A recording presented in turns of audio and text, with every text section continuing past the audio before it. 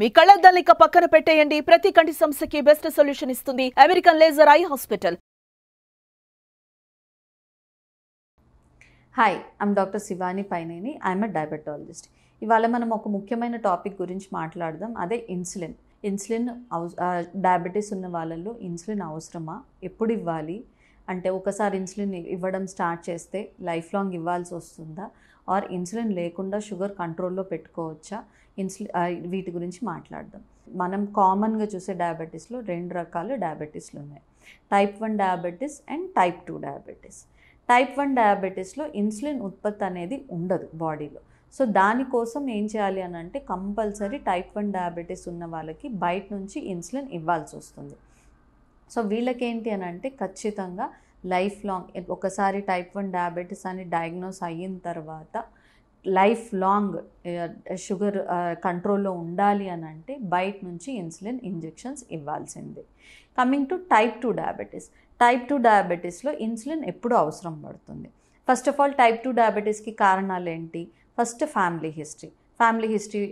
మన పెద్దవాళ్ళలో ఎవరికైనా ఒకళ్ళకి కానీ అంతకన్నా ఎక్కువ మందికి కానీ షుగర్ ఉంది అని అంటే మనకి టైప్ 2 డయాబెటీస్ వచ్చే రిస్క్ ఎక్కువగా ఉంటుంది.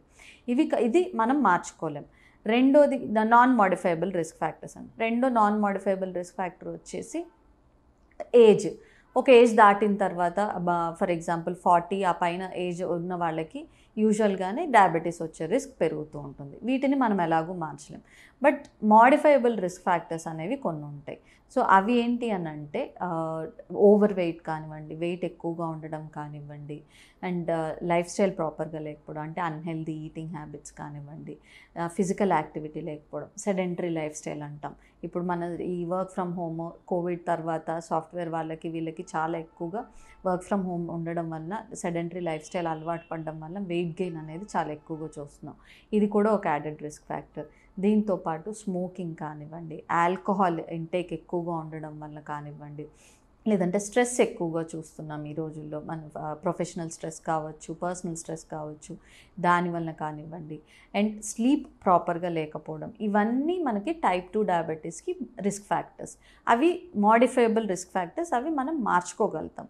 సో ఫస్ట్ మనకి ఎప్పుడైనా షుగర్ డయాబెటీస్ ఉంది అని డయాగ్నోస్ అయింది అనుకోండి, ఎస్పెషల్లీ ఫస్ట్ టైం ఒక యంగ్ పేషెంట్లో డయాబెటీస్ ఉందని, 35 years ఒక యంగ్ పేషెంట్లో టైప్ 2 డయాబెటీస్ అని డయాగ్నోస్ అయింది. సో అప్పుడు షుగర్స్ ఎంత ఉన్నాయి, HbA1c ఎంత ఉంది, సో దాన్ని బట్టి మనం ఫస్ట్ ట్రీట్మెంట్ అనేది మనం డిజైన్ చేస్తాం. ఫర్ ఎగ్జాంపుల్ డయాబెటీస్ వచ్చినప్పుడు షుగర్ ఒక HbA1c 7, 8 అలా ఉందనుకోండి, మనం ట్యాబ్లెట్స్ ఇచ్చి కంట్రోల్ చేస్తాము, షుగర్స్ కంట్రోల్లోకి వచ్చేస్తాయి. అలాగే HbA1c 8, 9, 10 వరకు ఉన్నా కూడా ఒక ట్యాబ్లెట్ బదులు 2 different kinds of tablets, 3 different kinds of tablets, ఇప్పుడు చాలా రకాల ట్యాబ్లెట్స్ మనకి డయాబెటీస్కి వాడడం చూస్తూ ఉన్నాం. సో ఇట్లాగా రకరకాల ట్యాబ్లెట్స్ ఇచ్చి మనం HbA1c ఒక 10 వరకు ఉన్నా కూడా మనం ట్యాబ్లెట్స్తో కంట్రోల్ చేయొచ్చు. ఇది ఎప్పుడు? ఫస్ట్ టైం డయాబెటీస్ అని తెలిసినప్పుడు. అలాగే ఫస్ట్ టైం డయాబెటీస్ అని తెలిసినప్పుడు HbA1c 11 పైన ఉంది అని అనుకోండి, మనం ఇన్సులిన్ ఇవ్వడం అనేది అడ్వైస్ చేస్తాం. ఇన్సులిన్ తీసుకోవాలని అడ్వైస్ చేస్తాం. ఇన్సులిన్ ఇవ్వడం జరుగుతుంది డయాబెటీస్లో పేషెంట్స్కి. ఎందుకు అనంటే ఇంత హై షుగర్స్ ఉన్నప్పుడు ఏమవుతుందనంటే, HbA1c 11 ఆ పైన ఉన్నప్పుడు ఏమవుతుందనంటే మనం ఎటువంటి ట్యాబ్లెట్స్ ఇచ్చినా తొందరగా పని చేయవు.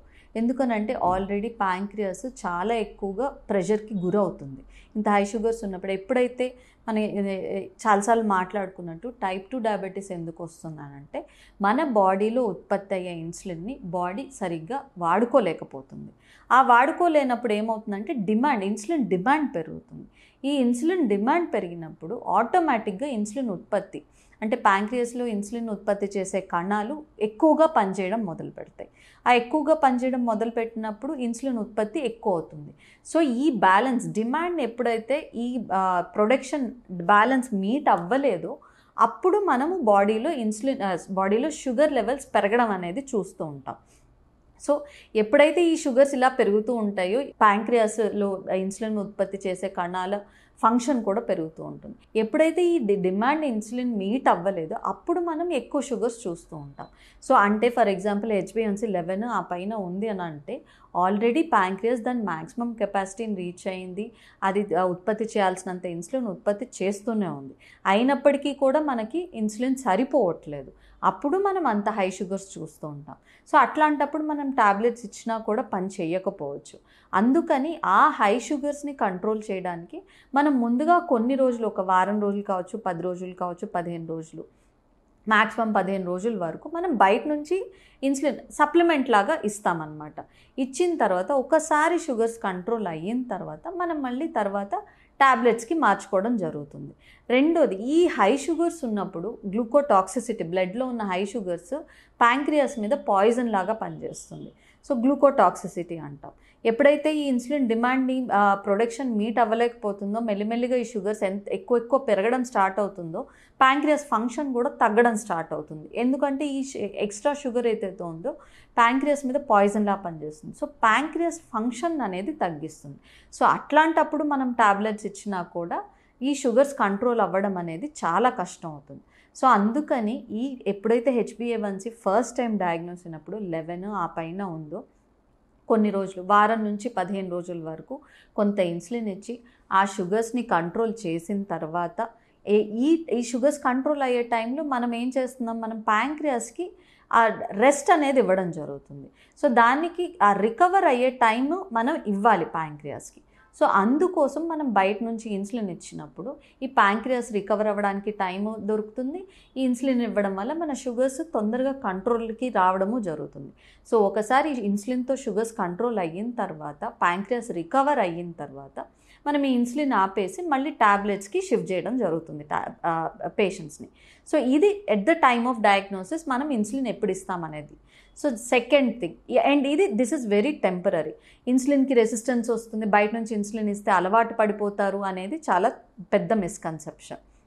రెండోది, ఇన్సులిన్ మళ్ళీ ఎప్పుడు ఇస్తాము అని అంటే లాంగ్ డ్యూరేషన్ ఆఫ్ డయాబెటీస్. కొంతమందికి డయాబెటీస్ వచ్చి 15 సంవత్సరాలు, 20 సంవత్సరాలు, 25 సంవత్సరాలు అయిపోతుంది. ఆల్రెడీ వాళ్ళు మల్టిపుల్ ట్యాబ్లెట్స్ తీసుకుంటూ ఉంటారు, 4-5 రకాల ట్యాబ్లెట్స్ వాడుతూ ఉంటారు, అప్పటికి కూడా షుగర్ కంట్రోల్ అవ్వట్లేదు. అలాంటప్పుడు మళ్ళీ మనము ఎంత ట్యాబ్లెట్స్ ఇచ్చినా షుగర్స్ కంట్రోల్ అవ్వట్లేదు, HbA1c 8 ఆ పైన ఉంటుంది. ఆల్రెడీ మనకు తెలుసు డయాబెటీస్లో మహా అయితే 4-5 రకాల మందులు ట్యాబ్లెట్స్ ఉన్నాయి, అంతకుమించి వేరే ట్యాబ్లెట్స్ కూడా లేవు.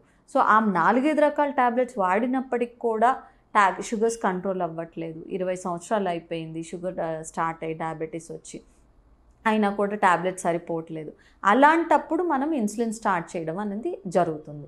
సో యూజువల్గా ఈ టైంలో మనం ఇన్సులిన్ స్టార్ట్ చేసాము అని అంటే యూజువల్గా ఇది ఎప్పుడు జరుగుతుంది, ఒక పేషెంట్కి 20-25 ఇయర్స్ నుంచి షుగర్ ఉందంటే వాళ్ళ ఏజ్ ఒక 60, 70, 60, 50 పైనే ఉంటుంది.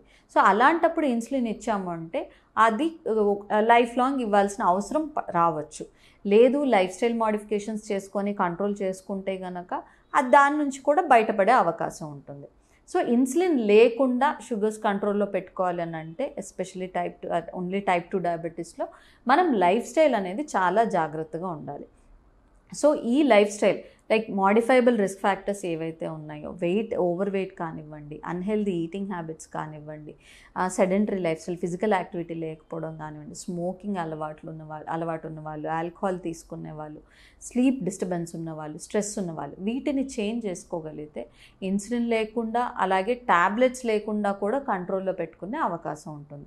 సో ఓవర్ వెయిట్ ఉన్న వాళ్ళు వెయిట్ లాస్ అవ్వడం కానివ్వండి, రెగ్యులర్ ఫిజికల్ యాక్టివిటీ చేసుకోవడం కానివ్వండి, స్ట్రెస్ని కంట్రోల్ చేసుకోవడం, స్లీప్ ప్రాపర్గా ఉండేటట్టు చూసుకోవడము, ఈవెన్ ఆల్కహాల్ మానేయడము, టూ మచ్ ఆల్కహాల్ ఇంటేక్ మానేయడము, స్మోకింగ్ క్విట్ చేయడం, వీటన్నిటిని మనం మార్చుకోగలిగితే చాలామంది ఎస్పెషల్లీ యంగ్ పేషెంట్స్లో ఎంత హై షుగర్ ఉన్నా కూడా వాటిని నార్మల్ లెవెల్స్కి తీసుకొచ్చే అవకాశం చాలా ఎక్కువగా ఉంటుంది.